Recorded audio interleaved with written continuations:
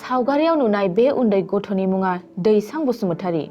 दिखेजुलिनि गग्रा खसारी गामिनि थागिबि खुंसार बसुमतारी आरो माइनावस्रि बसुमतारीनि फिसाज्ला। नाथाय बे गथ'आ अबथिरा हरखाबै बे बुहुमनिफ्राय मिथिस्लाब मोनै आनज्रायलांबाय।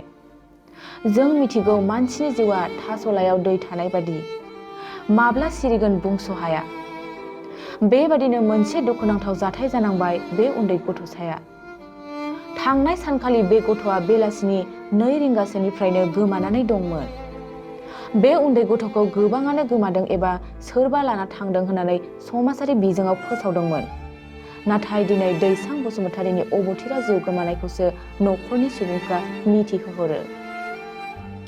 मिथिहोहरनाय बादिब्ला दैसां बसुमतारीनि गोथै देहाखौ गंसे फुख्रिनिफ्रायसो बोखांनानै मोनदों। थारैनो दुखुनांथाव, बुहुमाव 4 बोसोर आगान होफैनायनि उनावनो दैसां बसुमतारीया बे बुहुमनिफ्राय आनज्रायलांबाय।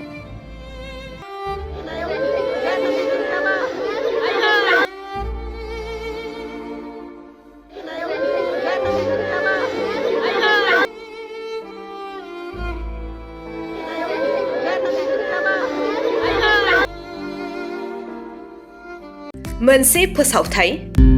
क'क्राझार जिल्लानि सिङाव थानाय दा रियेलिटी पाब्लिक स्कुलाव पाब्लिक रिलेशन अफिसारनि गोनांथि जादों। गोसो गुदुं बिजाथिफोरा थाबैनो जगाजग खालामनो हागोन।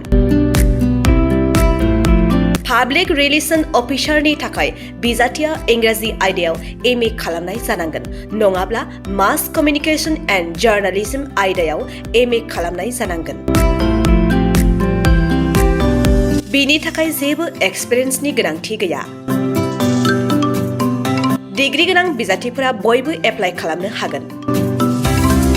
दान बान्थाखौ 15,000निफ्राय 20,000सिम होनाय जागोन।